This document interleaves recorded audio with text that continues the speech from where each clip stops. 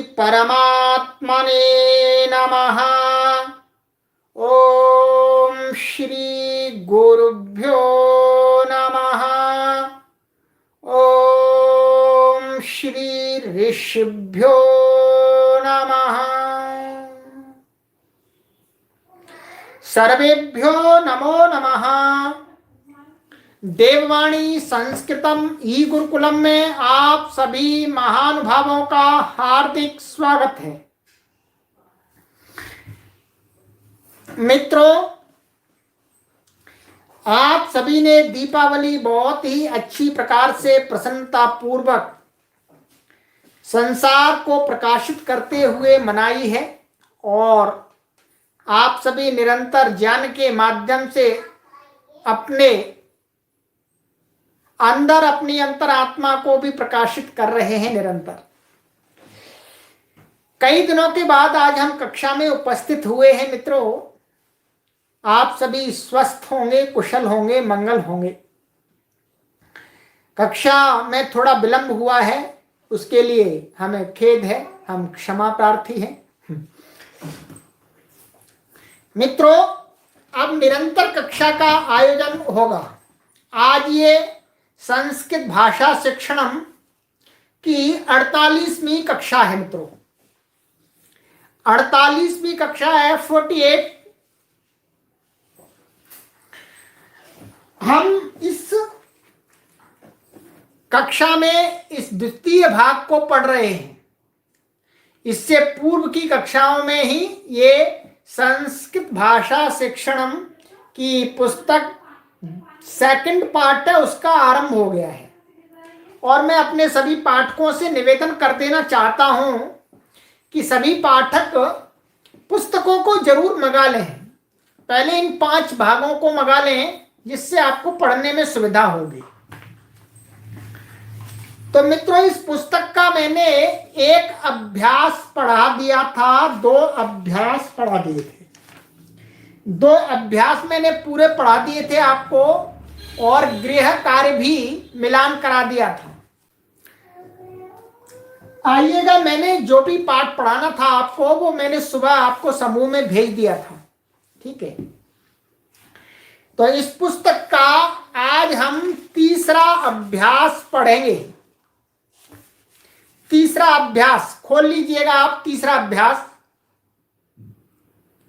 ये इसका तृतीय अभ्यास है। आपके पास में पुस्तक होगी, पुस्तक को खोलिएगा।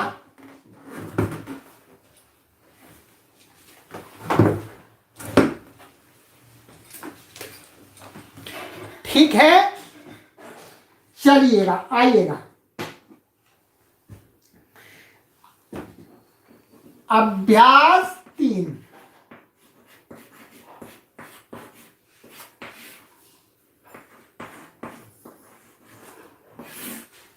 ठीक है, दिख रहा है आपको? हाँ जी। सबसे पहले हम शब्दावली पढ़ते हैं इसकी। शब्दावली। लता, लता मीन्स लता। ठीक है, लता बेल, जिसको बेल बोलते हैं, लता। क्रीड़ा,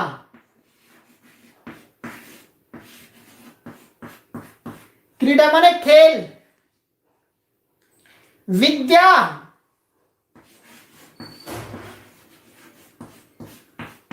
विद्या माने विद्या। भार्या,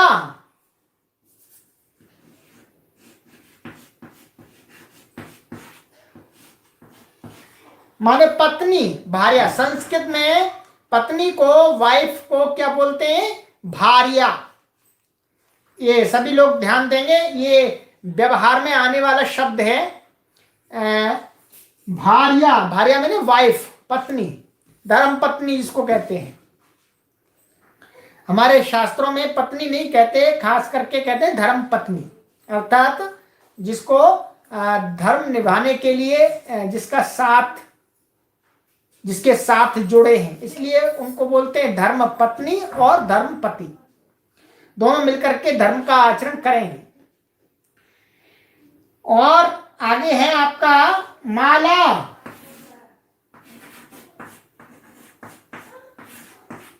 माला मीन्स माला, गार्लैंड। प्रजा, प्रजा मीन्स प्रजा, प्रजा मीन्स जनता, जिसको बोलते हैं लोग, बहुत सारे लोग, राजा की प्रजा बोलते हैं, वो प्रजा। लज्जा,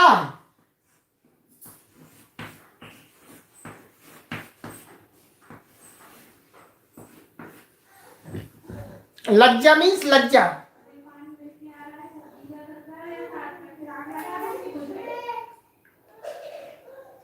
तो ये शब्द हैं लता, क्रीड़ा, विद्या, भार्या, माला, प्रजा, लज्जा। ये सभी शब्द कैसे? स्त्रीलिंग। ठीक है, कैसे? स्त्रीलिंग। हमने आपको गत भाग में रमा शब्द पढ़ाया था। आपको क्या पढ़ाया था? रमा। रमा शब्द पढ़ाया था और उसके पूरे रूप भी याद करा दिए थे। ठीक है, तो रमा शब्द कैसा था? स्त्रीलिंग था।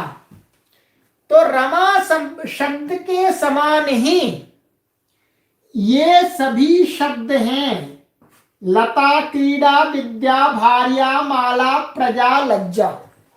ठीक है, ये सभी शब्द क्या हैं? ये रमा के समान हैं। इनके जो रूप रमा शब्द के सदृश चलेंगे। ठीक है, अभी हम आगे आपको रमा के रूप भी उच्चारण करके बतला देंगे। पहले हम शब्दावली को पूरा पढ़ लेते हैं। पर ये रमा शब्द के सदृश इसके रूप चलेंगे, ये आपको समझना है।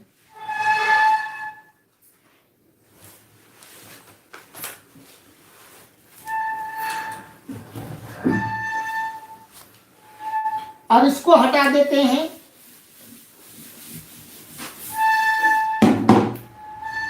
आवाज ठीक से आ रही है? ध्वनि आ रही है?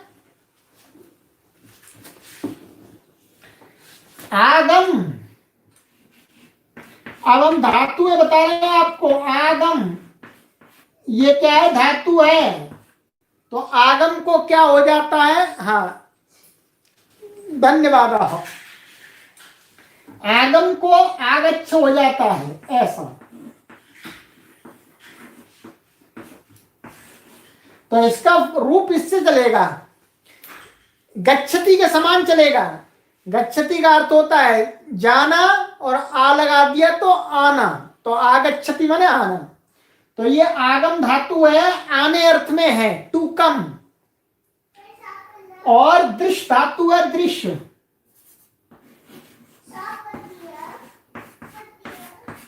इसको पश्य हो जाता है, तो इसके रूप भी चलेंगे पश्यति, पश्यता आदि। ठीक है, भवती के सदृश चलेंगे। और आगे धातु है स्था। इसका अर्थ है रुकना।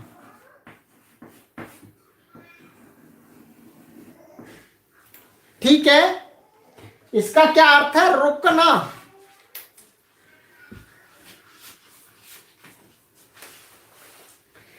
तो इसको स्था को क्या हो जाता है? स्था को हो जाता है तिष्ठ।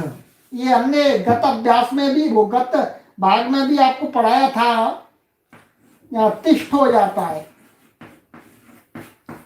तो इसके रूप भी चलेंगे भवती के समान। हाँ, देखिएगा, रेखा कुमार जी कह रहे हैं। तो ये तीन धातुएं हैं। आने अर्थ में आगम का प्रयोग होता है, देखने अर्थ में दृश्य का प्रयोग होता है, और रुकने अर्थ में स्था का प्रयोग होता है। और इनका जब रूप चलाते हैं तो आगच्छ करके चलाते हैं, और दृश्य को पश्य कर देते हैं। फिर भवती के सदृश इनका रूप चलता है।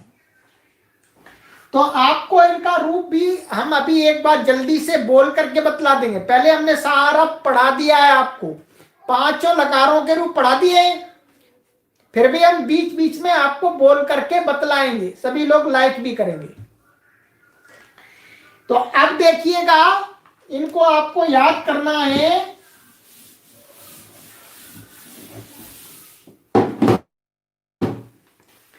अब मैं आपको लता शब्द के रूप इस पुस्तक के अंदर, ये आपको पुस्तक दी गई है, इस पुस्तक में लता शब्द के रूप नहीं है, ठीक है, परंतु रमा शब्द के रूप पहले वाली पुस्तक में थे। जो इसका प्रथम भाग है उसमें रमा शब्द के रूप दिए गए थे, उसी के समान आपको चलाना है। मैं लिखूंगा नहीं, मैं बोल के आपको उच्चारण करके बतलाता हूं लता शब्द का रूप। ध्यान से मेरे साथ भी बोलने का प्रयास कीजिएगा, ध्यान से सुनिएगा। लता, लते, लताः, लताम, लते, लताः, लतया, लताभ्याम, लताभिः, लतायै, लताभ्याम, लताभ्यः, लतायाः, लताभ्याम, लताभ्यः, लतायाः, लतयोः, लतानां, लतायां, लतयोः, लतासु, हे लते, हे लते, हे लताः। इसी प्रकार से आपको आगे क्रीड़ा, विद्या, भार्या और माला, प्रजा, इनके रूपों को याद करना है और लिखना भी है, और लिख करके मुझे भेजना है, ठीक है। अब आ जाइएगा, मैं आज आपको लट लकार के, केवल लट लकार के, इसमें जो 3 धातुएं आई हैं उनके रूप भी उच्चारण करके बतला देता हूं। पहली धातु थी आगम, तो आगम का लट लकार में बनता है आगच्छति, आगच्छतः, आगच्छन्ति, आगच्छसि, आगच्छथः, आगच्छथ, आगच्छामि, आगच्छावः, आगच्छामः, ठीक है। और दृश का पश्य हो जाता है, तो पश्यति, पश्यतः, पश्यन्ति, पश्यसि, पश्यथः, पश्यथ, पश्यामि, पश्यावः, पश्यामः, ठीक है।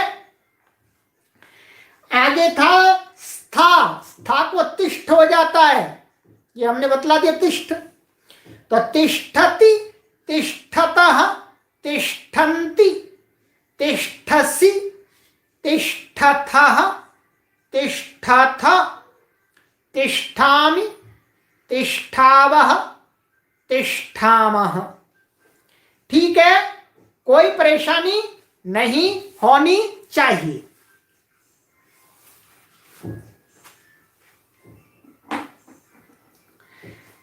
और कोई आपको इसमें कठिनाई नहीं होनी चाहिए। किसी को कोई कठिनाई है जल्दी से कमेंट कीजिएगा और पूछिएगा, ठीक है। कई दिन बाद कक्षा चल रही है, इसलिए थोड़ा सा विस्मरण आपको हुआ होगा, परंतु 2 कक्षाओं में, 3 कक्षाओं में आपकी गाड़ी पुनः एकदम तेजी से चल पड़ेगी। अब संस्कृत संभाषण भी आरंभ हो जाएगा, ठीक है। प्रत्येक कक्षा में संस्कृत संभाषण को भी हम स्थान देंगे, अंत अंत में या आदि आदि में, कक्षा के आरंभ में यदि संस्कृत संभाषण करेंगे अथवा कक्षा के अंत भाग में। नास्ति समीचीनम, समीचीन। तो ये मैंने आपको बतला दिए। अब ये आपको गृह कार्य दिया गया है कि इन सभी के रूपों को लिख करके मुझे भेजें। लट लकार के इन तीनों धातुओं के और लता आदि शब्दों के रूप। अब आ जाइएगा नियम 7। नियम 7 को खोलिएगा। गमन माने चलना जाना, अर्थ की धातुओं के साथ द्वितीया होती है। ठीक है, क्या होती है?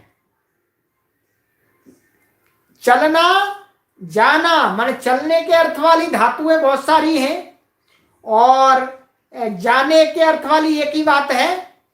तो इन धातुओं के साथ द्वितीया होती है, अर्थात जहां जाया जाता है तद्वाची शब्द में द्वितीया होती है। जैसे उदाहरण में ये बतलाएंगे आपको, गृहम गच्छति,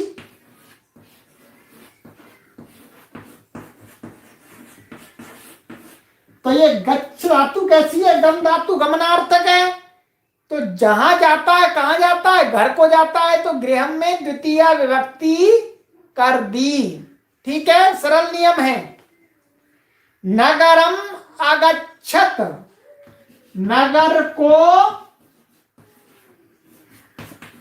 गया।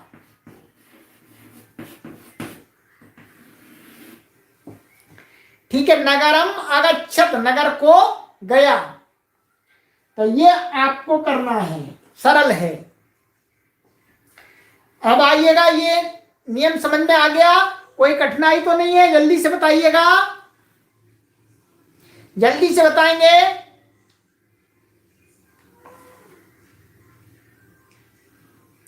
कोई कठिनाई नहीं है मित्रों।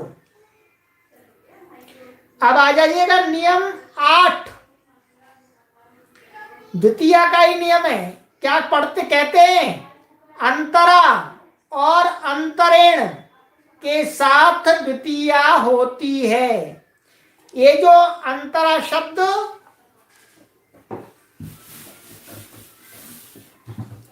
ये आपका अंतरा शब्द, अंतरा का शब्द का अर्थ होता है बीच में।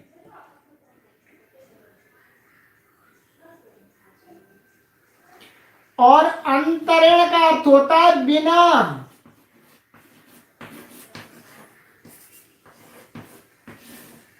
इन दोनों शब्दों के योग में जिनके साथ इनका संबंध होता है, उन शब्दों में द्वितीया विभक्ति होती है। जैसे गंगाम यमुनाम च अंतरा प्रयागः अस्ति। क्या कहा? गंगा यमुना च अंतर प्रयागः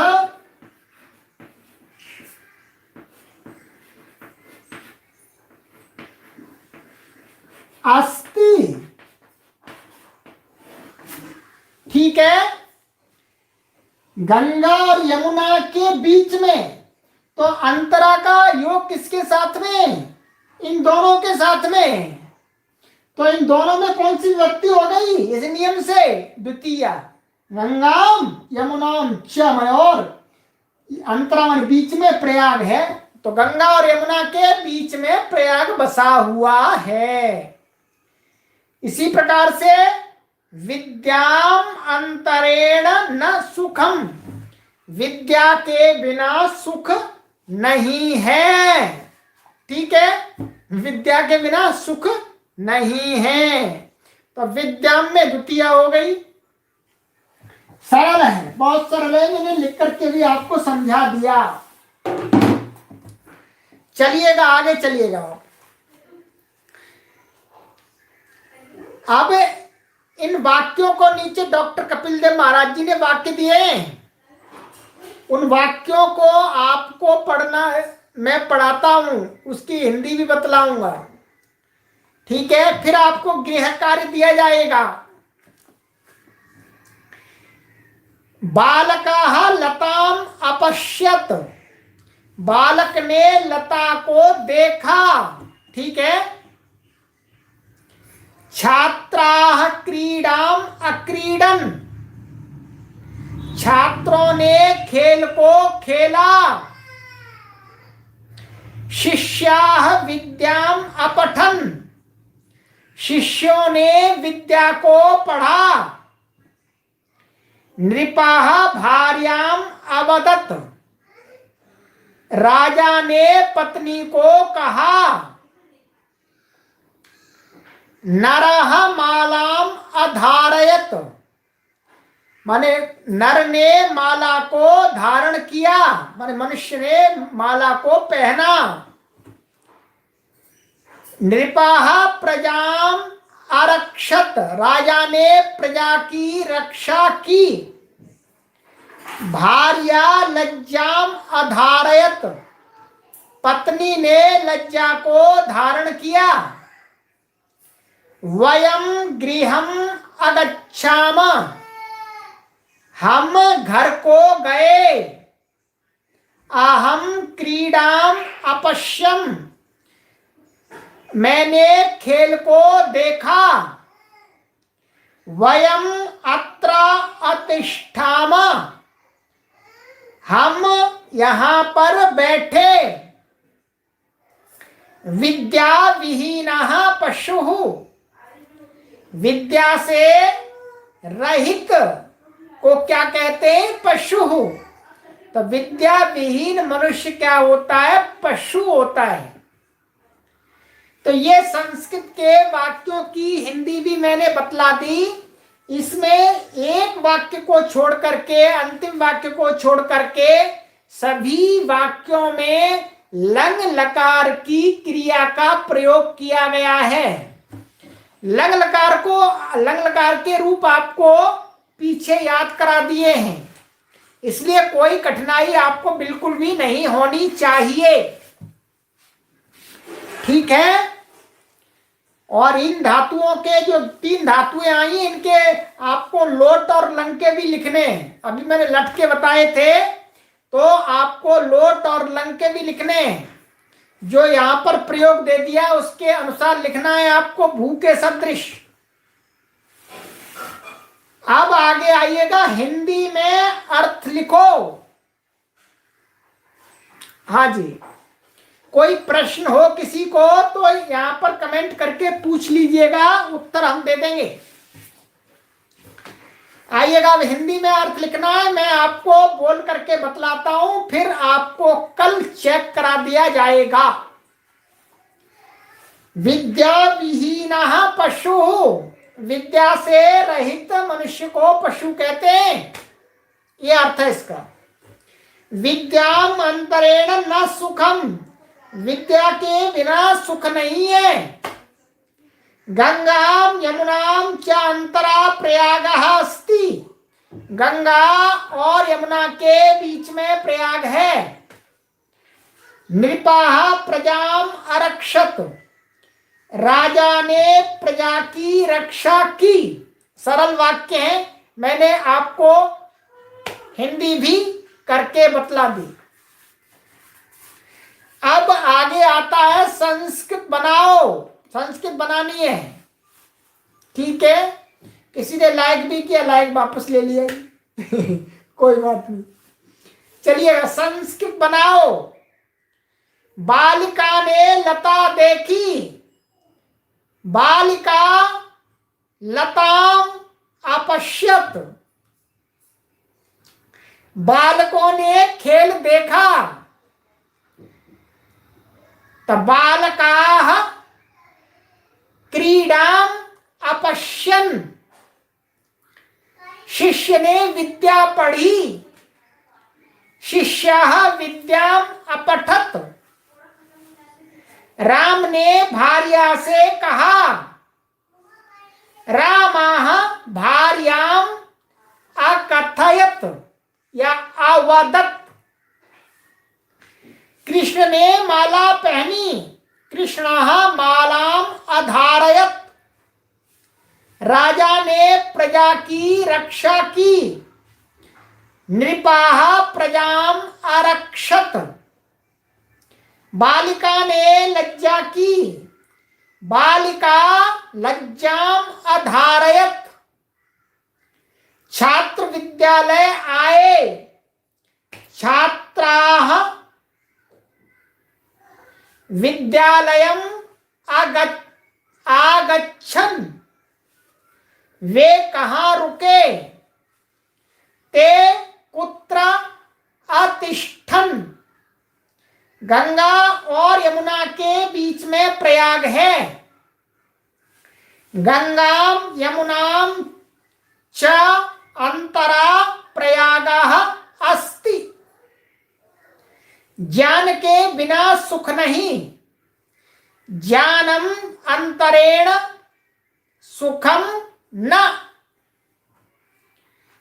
हमने खेल देखा, वयम क्रीडाम अपश्याम। तो ये मैंने आपके अनुवाद भी बना दिए और कल आपको चेक भी कराऊंगा लिख करके, ठीक है। ये मैंने आपको उच्चारण करने में सहयोग किया है, इससे इस सहयोग से आप अपने अनुवादों को और अच्छी प्रकार से सही बना पाएंगे। आगे कहते हैं, कोष्ठ में दिए शब्दों में से उचित शब्द को छांट कर भरो। अब यहां पर शब्द ही है आपको भरने, ये हम नहीं बतलाएंगे, ये कल चेक कराएंगे आपको। जैसे यूयम पुस्तकानी अपठम, अपठत, अपठाम, इसमें से कौन सा सही है वह आपको भरना है। आगे अंतिम कार्य दिया जा रहा है आपको, आगम और दृश्य के लंग के रूप लिखने, ठीक है। आगम और दृश्य के, मैं एक बार तो इसमें पहले आपको ये एक रूप लिख दिया है, आगच्छत और अपश्यत। तो भवती के सदृश आपको रूप चला करके यहां कॉलम में भरना है, तीनों पुरुषों के तीनों वचनों में, ठीक है। तो ये दूसरा अभ्यास आपका आज, वो तीसरा अभ्यास आपका आज कंप्लीट हो गया, ठीक है। अब कोशिश रहेगी कि प्रतिदिन एक अभ्यास आपको कराया जाएगा, ध्यान रखें, एक अभ्यास कराया जाएगा और अभ्यास के साथ साथ में आपको संस्कृत बोलना भी सिखलाया जाएगा। आज कई दिनों के बाद में प्रथम कक्षा है, इसलिए हम आपको आज संभाषण नहीं सिखलाएंगे। हाँ, आगच्छत, आगच्छताम, आगच्छन, ठीक है। कल से संभाषण भी होगा। पिछले भाग में जो अभ्यास हमने पढ़े हैं, उन अभ्यासों में आए हुए शब्दों के माध्यम से और नियमों के माध्यम से हम आपस में संस्कृत संभाषण को सीखेंगे। यहां पर 10 मिनट 15 मिनट और 8 घंटे के अंदर हम एक पढ़ेंगे, ठीक है, कोई परेशानी नहीं होगी। अब गड्डी चल पड़ी है, परिश्रम करते रहिएगा। अब हमको तेजी से चलना होगा, क्योंकि इस पुस्तक के अंदर भी 24 अभ्यास हैं, 24 अभ्यास हैं, 24 कक्षाओं में होंगे और आगे के और भी 3 भाग हैं, उसके बाद में आएगा 6ठा भाग। तो इसलिए थोड़ा परिश्रम तो करना पड़ेगा आपको, ठीक है। तो आज हम इस कक्षा को इतना ही रखेंगे। आपको गृह कार्य दे दिया गया है, इसको लिखें। और जो भी नए महानुभाव, नए पाठक महानुभाव इसमें जुड़ना चाहते हैं, उनका भी हार्दिक स्वागत है। वे आरंभ से सभी कक्षाओं को प्राप्त कर सकते हैं। छठ पूजा जी, बहुत बहुत बधाई है आपको।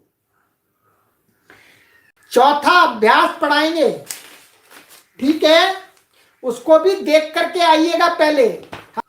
चलिएगा, इतना ही कह करके इस कक्षा को मैं विराम देता हूं। आप सभी को प्रणाम करता हूं। सर्वेभ्यो नमो नमः।